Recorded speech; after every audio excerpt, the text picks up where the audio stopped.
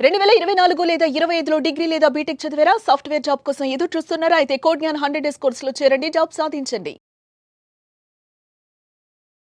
నమస్కారం రవీంద్రనాథ్ ఠాగూర్ గారు. నమస్తే అండి శ్రీ గారు. సార్ రీసెంట్‌గానే మనం చేసిన వీడియోస్‌లో ఒకదానికి ఒక కమెంట్ నేను చూశాను. సో, ఈరోజు అదే అడుగుదాం అనుకుంటున్నాను. జనరల్‌గా యాన్సెస్టర్ ప్రాపర్టీ ఏదైతే ఉందో తాత నుంచి తండ్రికి, తండ్రి నుంచి కొడుకుకి, కూతురికి, అదేవిధంగా వాళ్ళ నలుగురు సిబ్లింగ్స్, ముగ్గురు అన్నతమ్ముళ్ళు, ఒక చెల్లి. పెళ్ళి అయ్యే సమయానికి కూతురికి ఇవ్వాల్సింది తండ్రి కూతురికి ఇచ్చేశారు. అండ్ ఈ మధ్య కాలంలో మనం చూస్తే కూతురికి కూడా హక్కు ఉంటుంది అన్న వార్తలిని ఆ అమ్మాయి పెళ్ళైన తర్వాత 4 సంవత్సరాలకి మళ్ళీ నాకు ఆస్తిలో భాగం ఉంది, నాకు కావాలి అని ఫైట్ చేయడానికి రెడీ అవుతుంది, ఫైట్ చేస్తాను అని కూడా అంటుందంట. అయితే మరి ఇలా చూస్తే ఒక ఆస్తి పైన, యాన్సిస్టర్ ఆస్తి పైన, తండ్రి ఇచ్చే ఆస్తి పైన కూతురికి అలాగే కొడుకుకి ఎంత కాలం వరకు హక్కు ఉంటుందంటారు సార్? ఇటీవల కాలంలో పెరిగినటువంటి సోషల్ మీడియా ప్రభావం అయితేనేమి, మీడియా అయితేనేమి, రకరకాల నేపథ్యంలో కొంత అవేర్నెస్, లీగల్ అవేర్నెస్ అయితే మాత్రం ప్రతి ఒక్కరిలో కొంతవరకు లీగల్ అవేర్నెస్ అయితే కలుగుతుంది. ముఖ్యంగా ఈ తండ్రి యొక్క ప్రాపర్టీ, లేకపోతే మీరు అన్నట్టుగా పూర్వార్జితపు ఆస్తి, ఏన్షియంటల్ ప్రాపర్టీ సంబంధించి కూడా ఎలా అయితే కూతుర్లకి, కొడుకులకి ఏ మాదిరి అయితే హక్కు ఉంటుందో అదేవిధంగా ఆడపిల్లలకు కూడా ఆస్తి హక్కు ఉందన్నది అన్ని చోట్ల పెరిగింది. అయితే ఇది పెరగడం ఒక విధంగా మంచిదే. ప్రతి ఒక్కరికి లీగల్ అవేర్నెస్ అనేది కావాలి. అయితే ఈ లీగల్ అవేర్నెస్లో భాగంగా దాన్ని పూర్తిగా సరిగ్గా అవగాహన చేసుకోకపోవడం వల్ల కొత్త సమస్యలు కోర్టు ముంగటికి ఈరోజు కొన్ని వందల ఫైల్స్ అన్న ఈరోజు పెండింగ్లో ఉండిపోవడానికి కూడా కారణం అవుతుంది. అంటే సరైనటువంటి అవగాహన లేకపోవడం, మాకు తెలిసిన నాలెడ్జ్ కరెక్ట్ అనుకోవడం. ఒక విధంగా ఈ లీగల్ అవేర్నెస్ పెరగడం మాత్రం కొంతవరకు మన యాక్సెప్టెన్స్ ఇస్తున్నాయి. అయితే నేను బేసిక్ కొంత నాలెడ్జ్ ఇస్తాను. ముఖ్యంగా ఈ వారసత్వపు ఆస్తి యొక్క చట్టాలు ఎలా ఉంటాయి అనే విషయం మీద. ముందుగా మనకి స్వాతంత్రం వచ్చిన తర్వాత 1948 నేను కొంత బేసిక్ ఇస్తాను. దీని తర్వాత మీరు అడిగిన ప్రశ్నలోకి వస్తాను. ముందుగా 1947లో మనకి స్వాతంత్రం వచ్చిన తర్వాత 1956లో మనకి హిందూ వారసత్వపు హక్కు చట్టం అనేది ఒకటి ఏర్పడడం జరిగింది.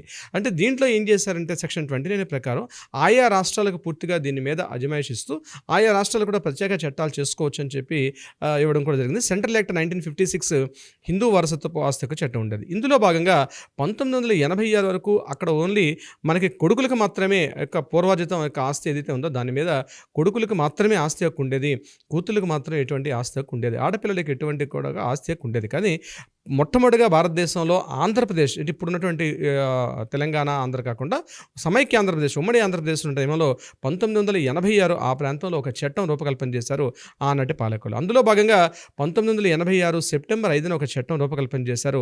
అందులో భాగంగా చెప్పిన విషయం ఏంటంటే ఆడపిల్లలకు ఆస్తి హక్కు చట్టం ఉంటుంది. కొడుకులకి ఎట్లయితే ఆస్తి హక్కు ఉంటుందో అదేవిధంగా కూతుర్లకు కూడా, ఆడపిల్లలకు కూడా పూర్తిగా ఆస్తి హక్కు ఉంటుంది అని వారసత్వ హక్కు చట్టంలో ఒక సవరణ చేయడం జరిగింది. అందులో సవరణ చేసిన తర్వాత పూర్తిగా అప్పటి నుంచి కూడా ఉంది. అయితే అక్కడ విషయం ఏంటంటే ఇప్పుడు ఈ ఆడపిల్లల హక్కు అన్నది ఎప్పటి నుంచి వస్తుంది అంటే 1986లో ఫామ్ అయింది కాబట్టి 1986 నుంచి వస్తుందా లేకపోతే 1956 నుంచి వస్తుందా అది కొంత సమాచారం అంది క్లియర్గా లేకపోయినప్పుడు కూడా కొంత ఇన్ఫర్మేషన్ ఇచ్చారు. ఏంటంటే ఆ రోజు చట్టం ఎప్పుడైతే చేశారో ఆ చట్టం ఏర్పడేటువంటి సెప్టెంబర్ 5, 1986 నుంచి తర్వాత వచ్చినటువంటి ఆడపిల్లలకు మాత్రం ఈ ఆస్తి హక్కు వర్తిస్తుంది అని చెప్పి చట్టం యొక్క రూపకల్పన చేశారు. తర్వాత దీన్ని అనుసరిస్తూ పక్కనే తమిళనాడు ప్రభుత్వం, మద్రాసు ప్రభుత్వం అయితేనేమి, పక్కనే కర్ణాటక స్టేటు, అదేవిధంగా మహారాష్ట్ర, ఏ రాష్ట్రాలు కూడా దీనికి అనుగుణంగా ఆంధ్రప్రదేశ్ ఇచ్చినటువంటి చట్టాలకు అనుగుణంగా వాళ్ళు కూడా రూపకల్పన చేశారు.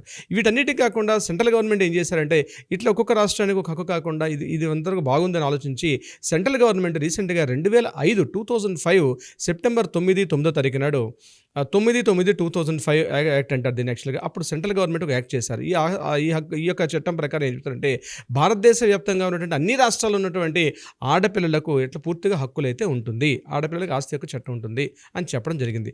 ఆ చెప్తూ చట్టం చెప్పడం ఒకటి, దాంట్లో సెక్షన్ 29A, 29B, 29Cలో రకరకాలుగా డీటెయిల్స్ కూడా ఇవ్వడం జరిగింది. ఈ చట్టాన్ని రూపకల్పన చేసిన తర్వాత అప్పుడు ఆ చట్టంలో ఏం చెప్పారంటే 2005 నుంచి వచ్చినటువంటి ఆడపిల్లలకి ఈ ఆస్తి హక్కు అలానే వర్తిస్తుందని చెప్పి, అదేవిధంగా ఆయా రాష్ట్ర ప్రభుత్వాలు ఏవైతే చేసుకున్నారో, ఉదాహరణకి మన రాష్ట్ర ప్రభుత్వం అప్పుడు ఉమ్మడి ఆంధ్రప్రదేశ్ ఏదైతే చేశారో 1986 యాక్ట్ ప్రకారం కూడా ఈ చట్టం వర్తిస్తుంది అని ఒక యాక్ట్ అయితే తీసుకొని రావడం జరిగింది. దీన్ని రెప్రో యాక్టివ్ అంటారు, రెప్రో ప్రాస్పెక్టివ్ అంటారు. అంటే రెప్రో యాక్టివ్ అంటే చట్టం ఎప్పుడైతే ఏర్పాటు చేశారో చట్టం ఏర్పాటు చేసిన నుంచి అమల్లోకి వచ్చిందని రెప్రో యాక్టివ్ అంటారు. దీన్ని యాక్చువల్గా ఉండేది. దీని మీద తర్వాత 2005 తర్వాత కూడా మహారాష్ట్ర ప్రభుత్వం మొట్టమొదటిగా ఇది రెప్రో యాక్టివ్ అంటే 2005 నుంచి మాత్రమే ఈ చట్టం వర్తిస్తుందని చెప్పి ఒక కేసులో చెప్పడం జరిగింది. తర్వాత రీసెంట్గా ఢిల్లీ ప్రభుత్వం ఏం చేశారంటే ఇది రెప్రో యాక్టివ్ కాదు, ఇది రెప్రో ప్రాస్పెక్టివ్ అని చెప్పి, అంటే ఢిల్లీ హైకోర్టు వినీత్ శర్మ అనే కేసులో ఏం చెప్పారంటే ఇది కేవలం 2005 నుంచి వచ్చినటువంటి యాక్టివ్ అమ్మాయిలకు మాత్రమే కాదు, పూర్తిగా 1956 నుంచి కూడా ఈ చట్టం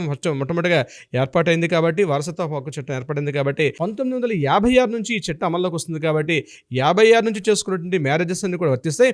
అప్పటి నుంచి ఆడపిల్లల యొక్క ఆస్తి హక్కు వర్తిస్తుంది అని చెప్పడం జరిగింది. సో ఇది 3 పార్ట్స్ గుర్తుపెట్టుకోండి. ఒకటి ఏంటంటే 1956 వారసత్వ హక్కు చట్టం, 86లో ఏర్పాటు చేసినటువంటి ఉమ్మడి ఆంధ్రప్రదేశ్ యాక్ట్, అదేవిధంగా రీసెంట్గా సెంట్రల్ గవర్నమెంట్ చేసినటువంటి 2000 యాక్ట్. ఇది 3 పార్ట్స్గా ఉంది. కన్ఫ్యూజ్ అవ్వకుండా 3 పార్ట్స్గా చూసుకోవచ్చు.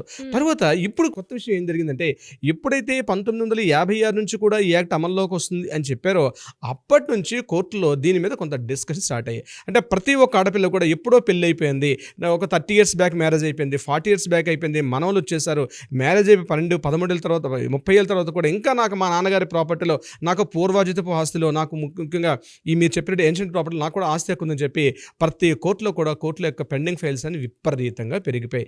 దీని మీద మన చట్టసభలు కానీ న్యాయస్థానాలు కానీ ఉన్నటువంటి, అంటే లా కమిషన్స్ ఎన్నో రకాల గైడ్లైన్స్ ఇచ్చినప్పటికీ కూడా ఆ గైడ్లైన్స్ కమిషన్స్ పరిగణలో తీసుకోకుండా ఒక యాక్ట్ చేసేసారు. దానివల్ల రకరకాలుగా దీని మీద న్యాయ సంప్రదింపులు ప్రతి కోర్టులో కూడా రకరకాలుగా కేసులు అయితే వేయడం జరిగింది.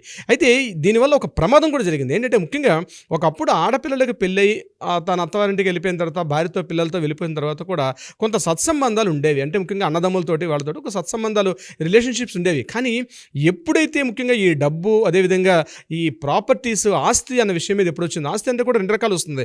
ఒకటి స్థిరాస్తులు, 2 చరాస్తులు. అంటే స్థిరాస్తులు అంటే ల్యాండ్స్, అసెట్స్, ఇటువంటి స్థిరాస్తుల కిందకు వస్తాయి. చరాస్తులు అంటే ముఖ్యంగా మ్యూచువల్ ఫండ్స్ కానీ, డిబెంచర్స్ కానీ, బంగారము, గోల్డ్, డబ్బు, ఇవన్నీ కూడా చరాస్తుల కిందకు వస్తాయి. ఈ 2 విషయాల్లో కూడా ఈ వారసత్వ హక్కు చట్టం వచ్చిన తర్వాత ఏమైందంటే అంతవరకు ఉన్నటువంటి మానవతా సంబంధాలు, హ్యూమానిటీ వాల్యూస్, మానవతా సంబంధాలు కూడా కనుమరుగిపోయి అప్పుడప్పుడు అడపాదడపైన తన అన్నగారింటికో లేకపోతే తన చెల్లినింటికో అక్కగింటికి వెళ్ళి వస్తున్నటువంటి ఈనాటి మన ఆడపిల్లలు కూడా ఈ రకంగా ఈ ఆస్తి హక్కు ఎప్పుడైతే రావడంతో ఈ ఆస్తి హక్కుల వల్ల ఏం జరిగిందంటే వాళ్ళ మధ్య సత్సంబంధాలు కూడా తొలగిపోయే పరిస్థితి వచ్చింది. ఈరోజు చాలా వరకు రిలేషన్స్ చాలా వరకు స్పాయిల్ అవుతున్నాయి, అంటే సరైనటువంటి అవగాహన లేమి వల్ల. అయితే ఇక్కడ చట్టాలు ఏం చెప్తున్నాయి అంటే ఇప్పుడు తండ్రి యొక్క ఆస్తి ప్రాపర్టీకి వచ్చేసింది. అంటే ఒక తండ్రి అంటే పూర్వాజిత ఆస్తి వచ్చింది. పూర్వాజిత ఆస్తి తల్లి అప్పుడు ఉన్నటువంటి, ఫర్ ఎగ్జాంపుల్ ఒక 10 ఎకరాల పొలం ఉంది. 10 ఎకరాల్లో 2 అబ్బాయిలు, 1 అమ్మాయి, 3 అబ్బాయిలు ఉన్నారు అనుకోండి. దాని తగ్గట్టుగా ఆస్తి వాళ్ళు షేర్ చేసుకుంటూ వెళ్ళిపోయారు. ఎవరి తగ్గట్టుగా వాళ్ళు పార్టిషన్స్ అయిపోయిన తర్వాత అందులో ఒక కొడుకు యొక్క పిల్లలు, ఈ పిల్లలు ఈ పార్టిషన్ చేసుకునే సమయానికి చిన్నపిల్లలుగా ఉన్నారు. చూడండి, వాటా ఆస్తి పంపకాలు జరిగేటప్పటికి మాత్రం అందరూ కూడా చిన్నపిల్లగా ఉన్నారు. ఇప్పుడు ఏమైపోయింది, తండ్రి మరణం చేశాడు, పిల్లలు పెద్దవాళ్ళు అయిపోయారు, పెళ్ళిళ్ళు అయిపోయి వాళ్ళు మరలా వచ్చేసరికి ఇప్పుడు ఏం చేస్తున్నారు, అదిగో ఆ రోజు మా అమ్మ సంతకం పెట్టలేదు, ఆ రోజు నేను సంతకం పెట్టలేదు కాబట్టి అందులో కూడా నాకు హక్కు ఉందని చెప్పడం జరుగుతుంది. ఇక్కడ లీగల్గా గుర్తుపెట్టుకోవాల్సింది, ఇక్కడ సమస్య ఇక్కడే ఉత్పన్నం అవుతుంది. ఉదాహరణకి మనం ఏదైనా ఒక ప్రాపర్టీ కొనుక్కోవడానికి వెళ్ళాం అనుకోండి, ఏదో ఒక ప్రాపర్టీ కొనుక్కోవడానికి వెళ్ళాం. కొనుక్కునేటప్పుడు ఏం తెలుస్తుంది, మనం జనరల్గా మన ఎన్కంబరెన్స్ చూస్తాం, ఈసీ సర్టిఫికేట్ చూస్తాం. ఈసీలో మనకి 30 years ఎన్కంబరెన్స్ చూస్తామని, అంటే 30 ఏళ్ల పాటు ఆ యొక్క ప్రాపర్టీ మీద ఎటువంటి వివాదాలు కానీ, ఎటువంటి ప్రాబ్లమ్స్ కానీ, ఆస్తులు, తనఖాలు ఇటువంటి ఏమీ లేకుండా ప్రాపర్టీని చూసుకొని ప్రాపర్టీ కొనుక్కుంటాం. ఇక్కడ 2 రకాల విషయాలు. ఇప్పుడు స్వార్జితమైన ప్రాపర్టీ, తన సెల్ఫ్ గెయిన్ ప్రాపర్టీ అనుకోండి. సెల్ఫ్ గెయిన్ ప్రాపర్టీ అనుకునేటప్పుడు ఎటువంటి వివాదాలు లేవు. అతను తన ప్రాపర్టీని కొనుక్కున్నాడు, తన ప్రాపర్టీ ఎవరికైనా ఇచ్చుకోవచ్చు. పిల్లలకి హక్కు, ఇక్కడ గుర్తుపెట్టుకుని, ఆడపిల్లలకి తండ్రి యొక్క ప్రాపర్టీలో హక్కు అనేది లేదు. ఎందుకు, తన స్వార్జిత యొక్క ప్రాపర్టీలో హక్కు ఉండదు. తను పిల్లలకి ఇవ్వచ్చు, ఇవ్వకపోవచ్చు, విరాళం చేసుకోవచ్చు, బహుమతి ఇవ్వచ్చు, లేకపోతే తను ఎవరికి రాయకుండా, విలునామా రాయకుండా, తను ఎప్పుడైతే ఆ తండ్రి తదనంతరం మాత్రమే ఒక స్వాజిత యొక్క ప్రాపర్టీ తండ్రి యొక్క తదనంతరం తర్వాత, అంటే తండ్రి బతికున్న కాలంలో కాకుండా తండ్రి మరణించిన తర్వాత ఆ ప్రాపర్టీ మాత్రమే వాళ్ళకి ఎలా రావాలో పార్టిషన్స్ ప్రకారం, షేరింగ్ ప్రకారం వచ్చే అవకాశం ఉంటుంది. అందులో ఒకవేళ ఆ చనిపోయిన వ్యక్తి తాలూకా తల్లిదండ్రులు అనుకోండి, వాళ్ళకు కూడా అందులో హక్కు ఉంటుంది. తల్లిదండ్రులు కూడా అతను మరణించిన తర్వాత స్వాజిత యొక్క ప్రాపర్టీ. కానీ ఏన్షియంట్ ప్రాపర్టీలో ఎప్పుడో జరిగిపోయింది, తండ్రి ఉన్నప్పుడే జరిగిపోయింది. ఆ వాటాల భాగపంపకాలు అయిపోయినాయి. భాగపంపకాలు అయిపోయిన తర్వాత పిల్లలు, అప్పటికి చిన్నపిల్లలు, ఇప్పుడు మేము పెద్దవాళ్ళు అయ్యాం కాబట్టి వీళ్ళకి మనవలు వచ్చేస్తారు, వీళ్ళ కొడుకులు వచ్చేసారు కాబట్టి ఆ రోజు మేము సంతకం పెట్టలేదు కాబట్టి మాకు కూడా హక్కు ఉంటుంది అని ఇటీవల కాలంలో అధికంగా మీరు అడిగిన కేసు కూడా దీనికి సంబంధించింది. అయితే ఇక్కడ విషయం ఏంటంటే, లీగల్గా ఒక పాయింట్ మనం చెప్పుకోవచ్చు న్యాయపరంగా ఏంటంటే, ఒక ఆస్తి పంపకం జరిగిన 12 సంవత్సరాల వరకు మాత్రమే వ్యాలిడిటీ ఉంటుంది. ఒక భాగ పంపకాలు జరిగిపోయి భాగ పంపకాలు జరిగిన 12 సంవత్సరాల్లోగా మాకేదైనా డౌట్స్ కానీ, క్లారిఫికేషన్స్ కానీ, లేకపోతే హక్కులకు సంబంధించి దావా వేసుకుంటే 12 ఏళ్ల వరకు మాత్రమే ఉంటుంది. ఇది స్పష్టంగా నిర్ణయించలేదు కానీ ఈ యొక్క వారసత్వ హక్కు చట్టంలో యావరేజ్గా మినిమంగా 12 ఏళ్ల పాటు తీసుకుంటారు. తీసుకోకపోతే ప్రాబ్లం ఏంటంటే ఇప్పుడు నేను చెప్పినట్టుగా మీరు ఒక ప్రాపర్టీ కొనడానికి వెళ్ళారు, ఆ ప్రాపర్టీ మీ లీగల్ ఎన్కంబరెన్స్ ప్రకారం 30 ఏళ్ళు చూసుకున్నారు, క్లియర్ 30 ఇయర్స్ బ్యాక్ బాగానే ఉంది అంటే ఏన్షియంట్ ప్రాపర్టీ కొనేటప్పుడు ఒక స్థలం ఉంది, ఆ స్థలం 30 ఏళ్ల పాటు మనం చూసుకున్నాం, 30 ఏళ్ల పాటు ఎటువంటి లీగల్ డిస్ప్యూట్స్ లేదు, ఇమీడియట్గా ప్రాపర్టీని కొనుక్కున్నాం, మనం వెళ్ళిపోతాం. ఇప్పుడు ఎవరో మీరు అన్నట్టుగా ఈ వారసత్వ హక్కు చట్టం ప్రకారం ఎవరో ఒకరు కేసు రైజ్ చేశారు అనుకోండి, నాకు ఇందులో ఆస్తి పంపకుందని, ఆల్రెడీ ఒక చేయి దాటిపోయింది అందులో, ఇప్పుడు మరలా లీగల్ ఇష్యూస్ అని మరలా పెరిగే అవకాశం ఉంటుంది. అందుకని న్యాయస్థానంలో కూడా దీని చట్టాలు రూపకల్పన చేసేటప్పుడు దీనికి సరైనటువంటి సమయం అనేది ఎక్కడ కూడా ఒక టైం ఫ్రేమ్ అనేది ఇవ్వకపోవడం వల్ల ఇన్ని వందల వేల కేసులు అనేవి ప్రతి రాష్ట్రంలో లోకల్ కోర్టుల దగ్గర నుంచి పై కోర్టుల వరకు మారే అవకాశం ఉంటుంది. కాబట్టి ఇక్కడ లీగల్గా డెఫినేషన్ లేదు. కానీ మ్యాక్సిమం మనం చెప్పేది ఏంటంటే ఏదైనా ఒక ఆస్తి భాగ పంపకాలు జరిగిన తర్వాత 12 ఏళ్ల లోపు దానికి దావా వేసుకునే అవకాశం అనుకుంటుంది అందులో హక్కు ఉన్నట్లయితే. అయితే ఇక్కడ గుర్తుపెట్టుకోవాల్సింది, ఇక్కడ తండ్రి యొక్క ఆస్తి వస్తున్న సమయానికల్లా ఒకవేళ తన వీలునామా రాశాడు, ఆ ప్రాపర్టీ భాగ పంపకం ప్రకారం వీలునామా జరిగింది. వీలునామా రాసే ప్రక్రియలో కూడా వీలునామాలో క్లియర్గా రాసుకోవాల్సి వస్తుంది, తను స్వార్జితం ఎంత ప్రాపర్టీ సంపాదించాడు, నా భాగ పంపకం నా కూతురికి ఎంత భాగం ఇస్తున్నాను, కొడుకుకి ఎంత భాగం ఇస్తున్నాను అని, మనవలకు ఉంటే మనవలకి ఎంత భాగం ఇస్తున్నాను అని చెప్తూ, ఒకవేళ ఆయనకి పూర్వీకుల ఆజితం ప్రకారం వచ్చినట్లయితే తన ఏదైతే షేర్ వచ్చిందో ఆ షేర్ వరకు మాత్రం అధికారం తప్పించి మొత్తం దాంట్లో నాకు ఇంత వస్తుంది కాబట్టి అని చెప్పడం కాకుండా, తనకి ఏదైతే డివిజన్ చేస్తాం సుమారు 10 ఎకరాల పొలం, అందులో భాగ పంపకాల ప్రకారం ఈయనకు ఒక 2 ఎకరాల పొలం వచ్చింది అనుకోండి, ఆ 2 ఎకరాల వరకు మాత్రమే వీలునామా రాయాల్సిన అవసరం ఉంటుంది, దానికి సంబంధించిన విషయం. ఇంకొకటి రెండో పాయింట్ ఏంటంటే, ఇప్పుడు నేను కాల పరిమితి చెప్పినట్టుగా ఇది 12 ఏళ్ల వరకు మాత్రం ఉంటుంది. నెంబర్ 2 ఏంటంటే, ఆ ప్రాపర్టీస్ ఏవైనా భాగ పంపకాలు కూడా ఖచ్చితంగా రిజిస్ట్రేషన్ చేయాల్సిన అవసరం ఉంది. అంటే ఇంతకుముందు మనకి 2005 అంటే ఒక 10 ఏళ్ల క్రితం చూసుకున్నట్లయితే ఆడపిల్లకి పెళ్లి చేసి పంపించేటప్పుడు ఆడపిల్లకి కట్నం రూపంలో ఇక్కడ ఇంకొక కేసు కూడా మీకు నేను చెప్తాను. ఆ కేసు ప్రకారం ఏంది, ఉదాహరణగా తండ్రికి 4 ఎకరాల పొలం ఉంది, 4 ఎకరాల పొలంలో ఏం చేశాడు, 1 ఎకరం పొలం అమ్మి ఆ వచ్చిన డబ్బు ఆ అమ్మాయి యొక్క కూతురు పెళ్లి చేసి పంపించేశాడు.